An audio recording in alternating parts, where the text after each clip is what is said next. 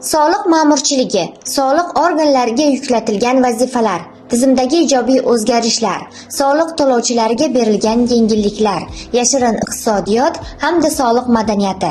Shular haqida bilishni istasangiz, bizni kuzatishda davom eting. Bu borada Buxoro viloyati soliq boshqarmasi boshlig'i Dilshod Yo'ldashev bilan suhbatlashamiz. Dilshod Rustamovich, avvalo bizni qiziqtirgan savollarga javob berishga tayyor ekanligingiz uchun minnatdorchilik bildiramiz. Avvalo, taklif uchun katta rahmat. Sizlarni viloyat soliq boshqarmasida ko'rganimdan davlatda xursandman. Ma'lumki, 2018-yilda O'zbekiston Respublikasining soliq konsepsiyasi hamda undan keyin yangi tahrirdagi soliq kodeksi qabul qilindi va shu asosidan soliqchi tadbirkorga ko'makchi tamoyili bilan ish yuritilyapti. Qolaversa, korxonabay, mahallabay tizimlari yo'lga qo'yilgan. Bu tizimda ishlash Buxoro viloyatida qanday samarali natijalarni beryapti? Haqiqatan ham hurmatli prezidentning ko'rsatuvlarida soliq organlarida, soliq siyosatida juda katta ishlar amalga oshirildi. Qaytadan ko'rib chiqilib, bugun e'tiborimiz o'sha tadbirkorlarga. Ya'ni tadbirkorni o'sha og'ir yengil qilish. Hozir yaxshi narsani aytib o'tdingiz, soliqchi tadbirkor ko'makchi sifatida haqiqatan ham tadbirkor qanchalik rivojlansa, shunchalik davlat bo'yidi. Endi davlatning asosiy tushumlaridan biri avvalda soliqlardan shakllanadi. Soliqlar nimadan? Soliqlar shu tadbirkorlar tomonidan to'lanadigan soliqlardan davlat byudjeti shakllanadi. Shu uchun tadbirkor hurmatli prezidentimizdan har safar har yig'ilishlarda ta'kidlab o'tganlaridek tadbirkorlarni qo'llab-quvvatlashga, ularning muammolarini yechim qilishga, o'sha soliq organlarida masalan aql tushunmovchiliklar bo'lsa, ularni tushuntirish berish, ko'makchi sifatida yordam berishimiz va soliq qonunchiligi bo'yicha unga doimiy tushuntirishlar olib boramiz. Endi tushuntirishlar olib borishimizda o'sha sizlarning blogerlarimiz va vakillarning ahamiyati juda katta bo'lib turibdi. Bu uchun ularga juda minnatdorchilik bildiramiz. Kelgusida Xudo xolasa mana juda katta bir uchrashuvlar amalga oshiryapmiz. Tadbirkorlar bilan uchrashuvlar o'tkazamiz. Endi korxonabay, mahallabay keladigan bo'lsak, har bir o'sha soliq inspektorini mahalla darajasida tushib, tadbirkorlarning dardini eshitib, ularga ko'mak berish.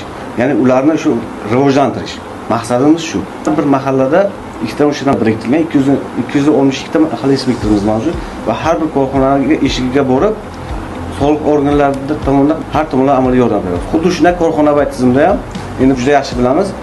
Soliq to'lovchilarimiz aylanma soliq to'lovchilari bor, ya'ni tovar oboroти 1 milliard so'mdan oshmagan, 1 milliard so'mdan oshgan qo'shilgan qiymat soliq to'lovchilar. Ular ham xuddi shunday bugungi kunda 13 mingdan ziyod ularga 16 ta viloyat soliq boshqarmasi xodimlari xizmat ko'rsatdi. Har tomonlama ularning muammolari eshitib kelinmoqda. Shu o'rinda juda ham to'g'ri aytdingiz. Bugungi kunda prezidentimiz tomonidan tadbirkorlarga juda ham ko'p imtiyozlar, imkoniyatlar berilyapti. Shu o'rinda kichik biznes va o'rta biznes vakillari bilan bo'lgan uchrashuvda chempion tadbirkor degan atamani ishlatdilar prezidentimiz. Bu atamaning ma'nosi nima va mana shu tadbirkorlardan qanday vazifalar talab qilinadi, qanday imkoniyatlar berilgan ularga? Prezidentimiz yangi bir tizim yaratib berdilar. Ya'ni chempion tadbirkor. Chempion tadbirkorlar tovar oboroti yuqori bo'lgan hamda ishchilar soni ko'p bo'lgan tadbirkorlar chempion. Ya'ni ular har tomonlama tadbirkorlik ham bir oila sifatida qarasak bo'ladi. Shu bitta tadbirkorimiz shu 30 nafar, 50 nafar xodimni agar ish bilan ta'minlaydigan bo'lsa, uning orqasidan oilasi qozonini qaynaydi. Bu albatta xuddi shunday tovar oboroti yirik miqdorda bo'ladigan bo'lsa, biz bularni chempion tadbirkor va har tomonlama ularga imkoniyatlar yaratamiz. Bugungi kunda agar 46 taga yaqin chempion tadbirkorlarimiz mavjud. Ular tovar oboroti juda yuqori bo'lib, ishchilar soni ham 500 tagacha, 1000 tagacha, 2000 tagacha bo'lgan ishchilar soni mavjud. Chempion tadbirkor sifatida bularga qaraymiz va bu tadbirkorlarga boshqa tadbirkorlarni ham jalb qilish masalasi. Bir tadbirkorlik bir boshlashdan chempion tadbirkor bo'la olmaydi. Etapma-etap, qaysidir etaplardan o'tib sekin-sekin o'zining faoliyatini rivojlantirib, keyin chempionlik darajasiga yetadi. Ammo shu darajaga olib borish uchun albatta bugungi kunda hurmatli prezidentimiz tomonidan bu tadbirkorlar yangi o'sha kichik biznes tadbirkorlari deymiz, ishchilar sonidan kelib chiqib, ularni turkumlaymiz va o'shalarga har tomonlama imkoniyatlar yaratilgan. Ularga pasaytirilgan darajada soliq imtiyozlari berilgan. Maqsadimiz shu tadbirkorlarimizga pastga tushib yetkazib, ularni chempion darajasiga olib chiqish hisoblanadi. Shu tadbirkorlarga turli yengilliklar yaratilgan ekan, tadbirkorlar ham turli yo'nalishda o'z faoliyatini olib boradi. Tadbirkor kimdir mahsulotni ishlab chiqarsa, qaysidir tadbirkor bu mahsulotni sotadi. Biz jamoatchilik bilan uchrashuvlaringizda, jurnalistlar bilan bo'lgan uchrashuvda ko'p kuzatamiz. Xaridni amalga oshirgandan so'ng chekni talab qilishni va chekni so'rab olishni ko'p ta'kidlaysiz. Ammo ba'zi holatlarda ko'ramizki, mana shu sotuvchilar chekni bermaslik yo'llarini izlab ko'rishadi turli bahonalar bilan. Fuqarolar mana shunday vaziyatlarda qanday yo'l tutish kerak? Endi haqiqatan ham og'ir yo'nalishimizdan biri bu hisoblanadi. ORB vakillari, blogerlar uchrashuvimizda eng meni qiynayotgan savol shu. Haqiqatan ham nozik nuqtamiz shundan iborat. Xabarlaringiz bor, soliq hamkor, ya'ni dasturimiz bor, mobil prilojeniyada soliq o'zida saytida yuklab bo'lsa bo'ladi telefonda. O'sha qaysi bir tadbirkor haqiqatan ham xarid qilingan mahsulot uchun ko'rko'rlik chek taqdim etmaydigan bo'lsa, yo o'sha terminalni ishlashdan rad etadigan bo'lsa, albatta o'sha soliq hamkor orqaliga murojaat qilingan taqdirda belgilangan muddatda soliq nazorat tadbirlari o'tkaziladi. Men dasturning imkoniyatlarini ham aytib o'tmoqchiman. Dastur imkoniyatlari shunaqa bir yaxshi sifatli belgilanganki, bugungi kunda bu dasturdan respublika bo'yicha 6 millionga yaqin foydalanadi. Va xuddi shuna bitta yo'nalishi mana shu soliq hamkor dasturi tegishli adresini, tadbirkorning o'sha rekvizitlarini ko'rsatgan holda nazorat kassa mashinasidan ko'rko'rlik chek bermaslik, taqdim etmaslik, ularni qoidabuzarliklarni kiritgan holda soliq organlariga ariza bilan murojaat qilinadi. Mana shu murojaat yuzasidan qaysi etapda ekanligini o'sha murojaat qilgan fuqaroimiz yetgandan keyin ularga axborot beriladi va bitta narsani aytib o'tishimiz kerak. Belgilangan soliq kodeksi moddasiga asosan 5 million so'mga jarima hisoblanadi. Agar kim 10 kun muddatda to'laydigan bo'lsa 2,5 million so'm. Mana shu 2,5 million so'mni ham o'sha 10 kun ichida tekshirib va to'lov amalga oshirilsa 500 ming so'm mana shu murojaat qiluvchini o'sha ko'rsatib bergan shaxsiy kartachasiga o'tkazib beriladi. Qolgan qismi boshqarma hisobiga o'tkaziladi. Boshqarma emas, budjet hisobiga o'tkaziladi. Xuddi shunday. Demak, bu holatda ham fuqarolardan o'z huquqini bilish talab qilinadi. Shu bilan birgalikda soliq madaniyatini shakllantirish ham fuqarolarda muhim o'rin tutadi. Ma'lumki, Yaponiyada soliq madaniyati juda ham yuksak hisoblanadi.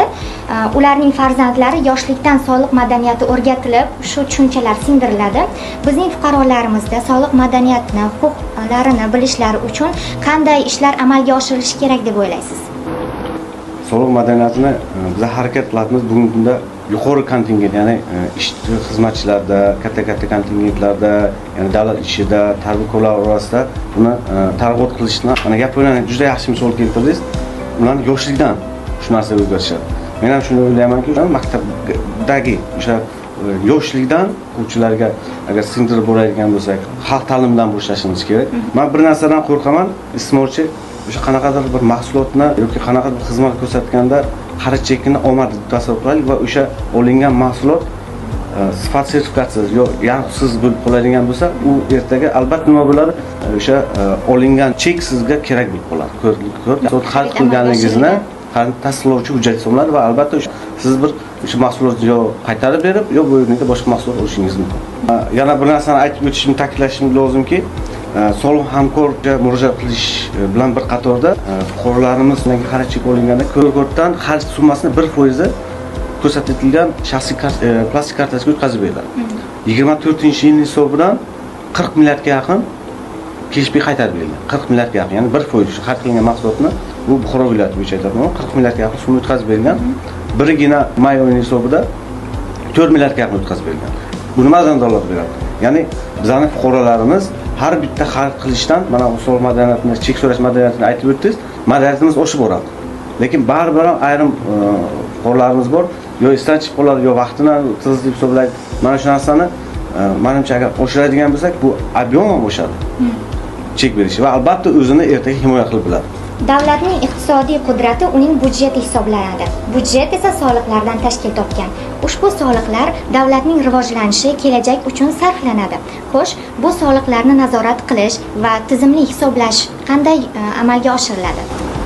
Katta rahmat savol uchun. Bu dolzarb masala haqiqatan ham endi soliq organining asosiy vazifalaridan biri bu albatta soliqlarni to'g'ri hisoblab, budjetni o'tirish ta'minlash. Soliq kodeksidan, konstitutsiyamizdan belgilab qo'ygan beg'araz undirilgan, budjetga undirilgan to'lov hisoblanadi. Bu soliqlar aytib o'tdim, ko'rgan 80-85% tashkil qiladigan bo'lsak, bu soliqlar qayerga sarflanishi? Maktabgacha ta'lim, yo'limiz, obodonlashtirish va mana shu yo'nalishlarda ish haqimiz, o'qituvchilarimizni, murabbiylarimizga yo'naltirilgan bu hammasi shu budjetdan ta'minlanadi. Agar ruxsat bersangiz, aytib o'tib, korxonabaydan mana shu budjet tushumlarini bevosita amaliyotda ko'rish uchun taklif qilsam, o'sha korxonalar bilan qanaqa tizim amalga oshirilishi bo'yicha bevosita amaliyotni sizga ko'rsatmoqchiman. Yaxshi bo'lardi, biz ham yaqindan ko'rib olardik ishlashini. To'g'risi chetdan qaraganda soliq xodimlarining ishi juda ham yengil ko'rinadi, lekin hukumatimiz tomonidan ularga juda ham mas'uliyatli vazifalar yuklatilgan. Shu borada xodimlarni rag'batlantirish ishlari va ularning ishlarini baholash qay tartibda amalga oshiriladi? Haqiqatan ham chetdan qaraydigan bo'lsak, nafaqat soliq boshqa yo'nalishlar ham oson ko'rish mumkin, lekin har bir sohani agar ichiga kiradigan bo'lsak, bizga yarasha past baland bo'ladi va og'ir yengil tomonlarimiz. O'zim o'sha 2011-yildan beri soliq tizimida ishlaydigan bo'lsak, soliq juda og'ir, mashaqqatli kasb. Har birimizni juda katta mas'uliyat bilan belgilangan. Bugungi kunda 30 ga yaqin yo'nalishlar har bir xodimga yuklatilgan vazifalar bor. O'sha har bir korxona biriktirilgan. Mana shu xususan 30 ta vazifadan 8 ta yo'nalishimiz bu to'g'ridan to'g'ri непосредственно tushunga bog'liq. Ular sidqidildan jon fidoyi bilan bajariladigan bo'lsa, ularga albatta rag'batlantirish masalasi ham ko'zda tutilgan. Albatta intizomiy javobgarlik chorasi ham belgilangan. Agar kim yuqori ballni darajada tashkil etadigan bo'lsa, uni o'sha ballni foiziga qarab 85 dan 85% gacha, 85 dan 90 dan yuqori bo'ladigan bo'lsa, mana shunga qismatan oylikka nisbatan qo'shimcha nadavkalar berilish ham joriy etilgan. Bu yerda necha kishi faoliyat yuritadi? Bu yuqorida ta'kidlab o'tdim, ya'ni qo'shilgan qiymat solig'i to'lovchilar, ya'ni tovar-oborot 1 million so'mdan oshgan korxonalarga xizmat ko'rsatadigan bo'limlar birida turibmiz. Bu yerda jami 16 ta xodim faoliyat ko'rsatadi. Barqarorlik reytingimiz bor. Agar 3 ta tizimli bo'ladigan bo'lsa, 7 kunda, 3 kunda qayta tartib belgilangan. Sraz tez bir kunda qaytib ketadi emasimiz. Agar kim 2 ta bo'ladigan bo'lsa, 3 kunda qaytib belgilangan. Bu yerda 2 ta bo'limimiz bor, ya'ni qo'shilgan qiymat solig'i bo'limi hamda soliq xizmat ko'rsatish bo'limi 16 tadan iborat. O'sha aytganimizdek, har bir sohalar kesimida 15 taga yaqin sohamiz bor. Shu sohalarga biriktirilgan korxonalarga mas'ul javobgar shaxslar shu xonada faoliyat ko'rsatadi. Soliq tizimida ishlash qiyinchilik tug'dirmaydimi? Ayniqsa fuqarolar bilan suhbatlashish mushkul emasmi? Yo'q, qiyinchilik tug'dirmaydi. Faxrlanaman ushbu soliq tizimida ishlayotganimda. Qarab turganingizda hamma sharoitlarimiz yaxshi. Soliq to'lovchilarga xizmat ko'rsatish bizning asosiy burchimiz. Qo'shilgan qiymat soliq to'lovchilari murojaat qilishadi. Murojaatlari bo'yicha tegishli topshiriqlarning barchasini olamiz. Ularga tushuntirish beramiz. Asosiy faoliyat vazifamiz shu. Necha yildan beri faoliyat yuritasiz? 15 yildan beri faoliyat yuritaman. Shu tizimda ishlayotgan ishchilarga qandaydir imtiyozlar bormi? Ularning bo'sh vaqtini mazmunli o'tkazish uchun nimalardir yordam beriladimi? Qolaversa, bugun butun respublikamiz bo'yicha Yangi O'zbekiston Olimpiya cho'qqilari shiori ostida musobaqalar tashkil etilyapti. Xo'sh, soliq boshqarmasi tomonidan ham qandaydir musobaqa tashkil etilyaptimi? Albatta, bu yuqorida aytib o'tganimizda mashaqqatli kasb. Baribir bu ishda bo'lganimizdan keyin har birimiz insonimiz charchaymiz. Buni charchashni oila davrasidan bir qatorda biz xodimlar bilan birgalikda biz endi xabarlaringiz bor, tennis federatsiyasi raisi sifatida faoliyat ko'rsatamiz va stol tennisi bo'yicha har tomonlama o'sha yosh avlodga sharoit yaratib bergan. Xuddi shu jumladan endi shuncha o'zimizni endi sharoit bo'la turib sanaqo'rmasak ham bu yaxshi emas. Shuning uchun biz harakat qilamiz. Har dam olish kunlarida yoki ishdan xoli bo'lgan paytimizda juda yaxshi stol tennis bo'yicha imkoniyatlarimiz bor, sharoitlarimiz bor. Sport tennisi bilan shug'ullanib turamiz. Agar ruxsat bersangizlar, borib ko'rsak, biz ham qay tartibda olib borilayotganiga guvoh bo'lamiz. Bu yer juda chiroyli ekan. Bu qanday joy? Bu ishxonamizning orqa tomoni. Xodimlarimiz mana shu yerda turib dam olishlari mumkin. Xodimlaringiz bilan va fuqarolar bilan qanday munosabat o'rnatgansiz? Ya'ni ular bilan ishlashda qanday tamoyillarga asoslanasiz? Har oyda tadbirkorlar bilan uchrashuv belgilangan. Yana bir narsani aytib o'tishimiz kerakki, tadbirkor ko'makchi degan Telegram guruhlarimiz bor. U yerda soliq to'lovchilar bilan qanaqadir muammolar bo'ladigan bo'lsa, o'sha yerda murojaat qilish, ya'ni o'sha murojaatdan to'g'ri o'zim nazoratimda, men nazoratimdan chiqqandan keyin soliq to'lovchilarimizga yordam berib boraman va oxiriga yetib boraman. Xuddi shunday har doim ishimizni ochib har kuni biz tayyormiz o'sha soliq to'lovchilar ko'maklash, ular bilan uchrashib, ular muammolarini yechishga.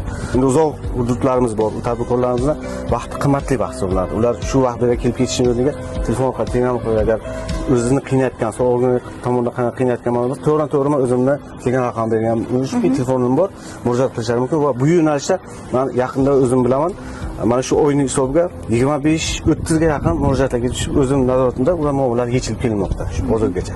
Juda ham yaxshi. Albatta, rahbar hamda fuqarolar, xodimlar o'rtasida to'g'ridan-to'g'ri muloqotni amalga oshirish ish samarasini ham beradi. Adashmasam, mana shu yerda tennis bo'yicha sport musobaqalari o'tkaziladi. Xuddi shunday. Yo'qsa biz marhamat. O'yin jarayonlari juda ham qizg'in ketyapti.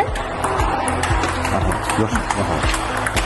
Viloyatlar o'rtasida Buxoro viloyati yuqori yo'llar doim ishini yuqori darajada ko'tarib kelmoqda. Har tomonlama qo'llab-quvvatlaymiz. O'zimiz ham shu yerga chiqib, jamoa bilan birga shug'ullanib turamiz. Marhamat qilishlaringiz mumkin. Juda ajoyib, juda qulay sharoit yaratilgan va har doim bular bilan o'sha issiq sovuqdan xabar olib turamiz. Bu yoshlarimiz har kuni 4 dan 6 gacha shug'ullanishadi. Bizning xodimlarimiz esa 6 dan keyin Bu yerga necha yoshdan necha yoshgacha bo'lgan yoshlar kelib shug'ullanishi mumkin? 2 yoshdan yuqorisi shug'ullanishga bemalol shug'ullanib kelmoqdalar va respublika darajasida yuqori o'rinlarni egallab kelishmoqda. Siz ham bo'sh vaqtingizda mana shu yerga kelib tennis o'ynab turasizmi? Albatta, endi vaqtimiz sal qiz, lekin men imkon qadar vaqtimni to'g'risida o'ynab ketaman, lekin asosiy jamoam bu yerda ko'pincha o'ynaydi. Agar ruxsat bersangiz, qana endi buni ko'rib, raketani ko'rib, sal o'ynagim kelib ketdi. Demak, har bir kishiga sport bilan shug'ullanish ham katta kuch beradi. Albatta. Sport bu avvalambor sog'lik. Darvoqe o'zimiz sport bilan shug'ullangan bo'lsak, bu har tomonlama o'zimiz sog'ligimizga va o'sha muhitga ham juda katta ta'sir ko'rsatadi deb o'ylayman.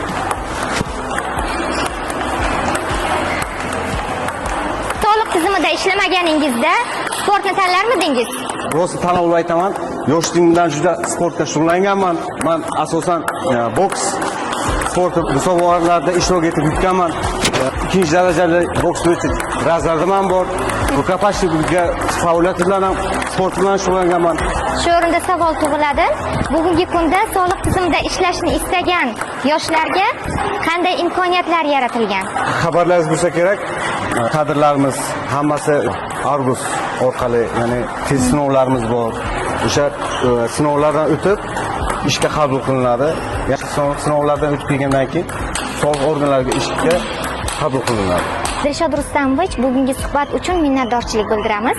Xush kelibsizlar. Doim ishimiz ochiq va har tomonlama qanaqadir masala yuzasidan bo'ladigan jumalarni ko'paytirib, sizlar bilan o'sha hatto savol-javoblaringizga tayyormiz. Buxoro yoshlar gazetasiga o'zim ham obuna bo'lganman va bu gazeta haqiqatan ham har tomonlama har yo'nalishdan yoritib boradi. Qanchalik vaqtim tig'iz bo'lmasin, bu gazetani har doim so'limizda bo'ladi va bunni gazetadan foydalanib, ma'lumotlardan, axborotlardan doimo xabardor bo'lib turaman. Katta rahmat, xush kelibsizlar. Rahmat, sizga ham ishlaringizga muvaffaqiyat, jamoangizga zafarlar tilaymiz.